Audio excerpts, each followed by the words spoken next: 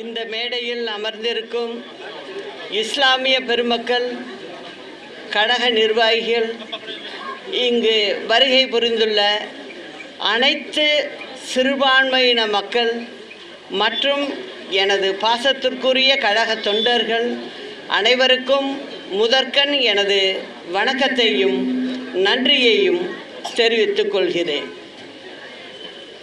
புனித ரமலான் மாதத்தில் நோன்பு நோற்று ஆண்டவனின் அருளை பெற்று ஈகை திருநாளாம் ரம்ஜான் பெருநாளை மகிழ்ச்சியுடன் கொண்டாடும் என் அன்பிற்குரிய இஸ்லாமிய பெருமக்கள் அனைவருக்கும் எனது இதயம் கனிந்த ரம்ஜான் நல்வாழ்த்துக்களை மகிழ்ச்சியோடு தெரிவித்துக் கொள்கிறேன்.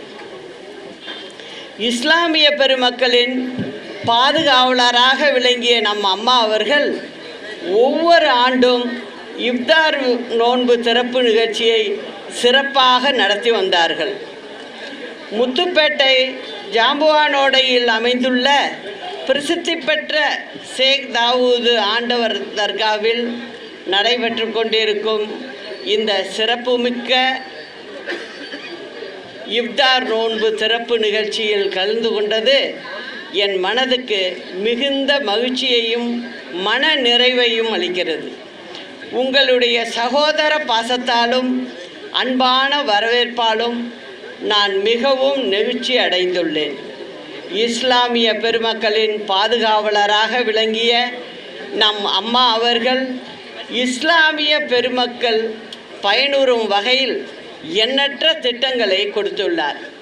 அதிலும் குறிப்பாக புனித ரமலான் மாதத்தில் நோன்பு கஞ்சி தயாரிக்க தமிழகம் முழுவதும் உள்ள 3000க்கும் மேற்பட்ட பள்ளிவாசல்களுக்கு ஆண்டுதோறும் அரிசி வழங்கினார். உலமாக்களின் மாதாந்திர ஓய்வூதியத்தினை 750 ரூபாயிலிருந்து 1000 ரூபாயாக உயர்த்தியதோடு தமிழ்நாடு வக்ஃப் வாரியத்திற்கு வழங்கப்படும் ஆண்டு நிர்வாக மானியத்தை 1 கோடியாக உயர்த்தினார். வக்ஃப் வாரிய ஓய்வூதியதாரர்களுக்கு நிலுவையில் இருந்த ஓய்வூதியம் உள்ளிட்ட பணிக்கொடைகளை வழங்கிட சிறப்பு ஒருமுறை மானியமாக 3 கோடி ரூபாய் வழங்கினார். பள்ளிவாசல்கள், தர்காக்கள் போன்ற வக்ஃப் நிறுவனங்களில் தொடர்ந்து பழுது நீக்குதல் மற்றும் சீரமைப்பு பணிகளுக்காக 3 கோடி ரூபாயில் வக்ஃப் நிறுவன மேம்பாட்டு நிதியை உருவாக்கினார். ஆதரவற்ற விதவை, ஏழை மற்றும் வயதான இஸ்லாமிய பெண்களுக்கு உதவிடும் பொருட்டு அனைத்து மாவட்ட தலைநகரங்களிலும் இஸ்லாமிய பெண்கள் உதவி சங்கங்களை அமைத்து ஒவ்வொரு சங்கத்திற்கும் 20 லட்சம் ரூபாய் வரை இணை மானியம் வழங்கினார்.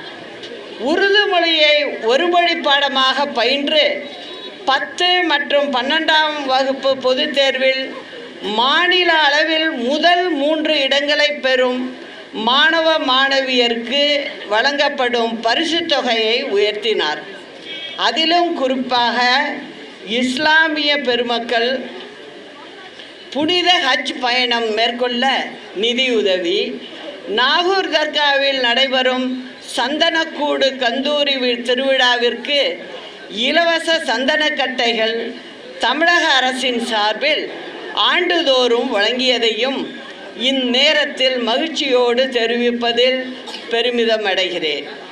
உலக மக்கள் அனைவரும் இன்புற்று வாழ வேண்டும் என்ற உயரிய போக்கில் ரமலான் மாதத்தில் இஸ்லாமிய பெருமக்கள் 30 நாட்கள் பகலில் பருகாமலும் உண்ணாமலும் கடுமையாக நோன்பு இருந்து நோன்பு திறப்பின் போது ஏழை எளிய மக்களுக்கு உணவு வழங்கி மகிழ்கிறார்கள்.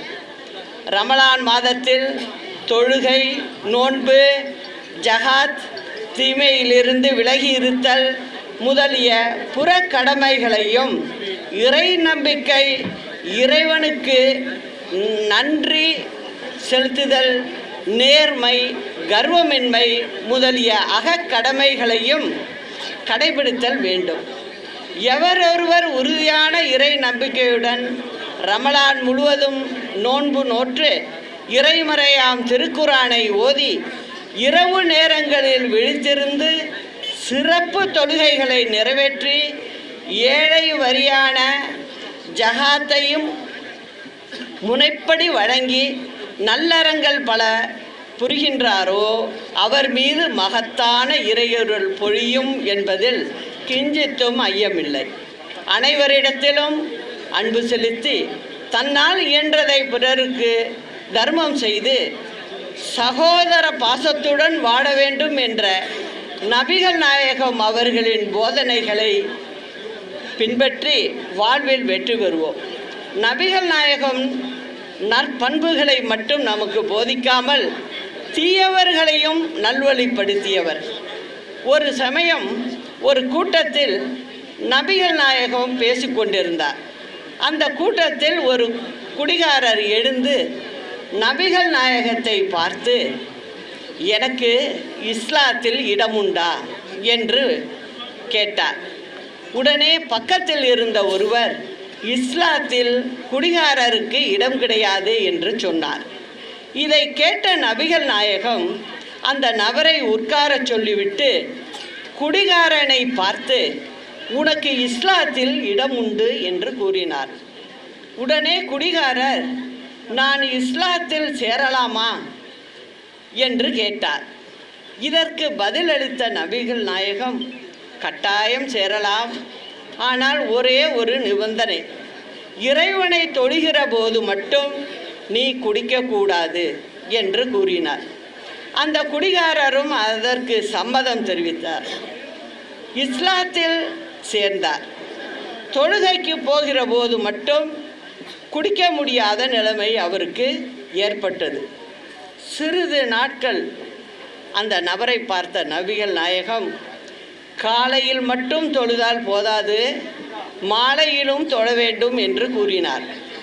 2 வேளையும் தொழுகைக்கு போக ஆரம்பித்த அந்த நபர் 2 நேரமும் குடிக்காமல் இருந்தார். பின்னர் சிறிது நாட்கள் கழித்து, மேலும் பகலிலும் ஒரு முறை தொழ வேண்டும், அந்தியிலும் ஒரு முறை தொழ வேண்டும் என்று அந்த நபரிடம் நபிகள் நாயகம் கூறினார். 5 வேளையும் தொழ ஆரம்பித்து விட்டார் அந்த குடிகாரர். அதனால் அவரால் நாள் முழுவதும் காலை முதல் மாலை வரை குடிக்க முடியாமல் போய்விட்டது. ஒரு நாள் தொழுகைக்கு போய் கொண்டிருந்த அந்த நபரை பார்த்து, இறைவனை தொடப்போகிற போது மட்டும் குடிக்காமல் இருந்தால் பயனில்லை, இறைவனை தொழுதுவிட்டு வந்த பிறகும் குடிக்காமல் இருக்க வேண்டும் என்று கூறினார் நபிகள் நாயகம். கடைசியில் அந்த நபருக்கு குடிப்பதற்கே நேரம் இல்லாமல் போய்விட்டது. இறைவனிடம் தொடர்பு வைத்து கொள்ள வேண்டும் என்பதே நல்ல பழக்க வழக்கங்கள் வர வேண்டும் என்பதற்காகத்தான். அனைத்து மதங்களும் இதைத்தான் நமக்கு போதிக்கின்றன. நபிகள் நாயகம் நற்பண்புகளை போதித்தது மட்டுமல்லாமல் அதன்படி வாழ்ந்தும் காட்டியவர்.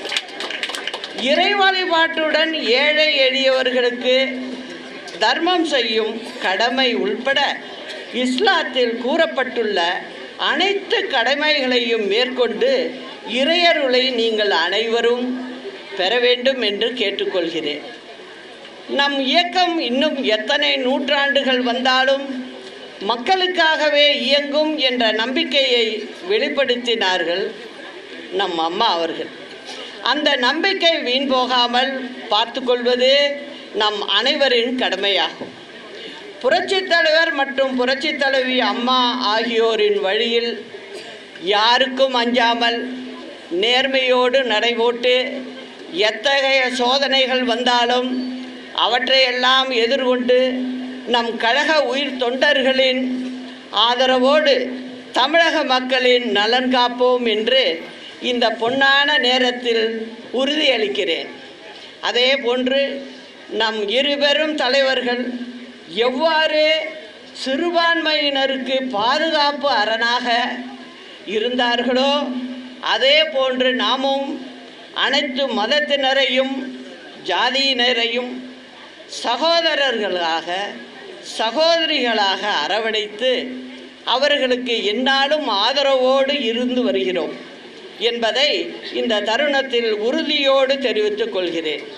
எத்தகைய சூழ்நிலைகள் வந்தாலும் அனைவரும் ஒன்றிணைந்து உறுதியோடு நின்று போராடினால் அனைத்தையும் வென்றிட முடியும். வரும் சட்டமன்ற தேர்தலில் ஒருங்கிணைந்த அனைத்திந்திய அண்ணா திராவிட முன்னேற்ற கழகமாக மகத்தான வெற்றி பெற்று மீண்டும் அம்மாவின் ஆட்சியை அமைத்து காட்டுவோம். நல்லதே நடக்கும். நாளை நமதே. என் அன்பிற்குரிய இஸ்லாமிய பெருமக்கள் அனைவருக்கும் எனது இதயம் கனிந்த ரம்ஜான் நல்வாழ்த்துக்களை மீண்டும் ஒரு முறை உரித்தாக்கிக் கொள்கிறேன். அண்ணா நாமம் வாழ்க, புரட்சித் தலைவர் நாமம் வாழ்க, புரட்சித் தலைவி அம்மா நாமம் வாழ்க. நன்றி, வணக்கம்.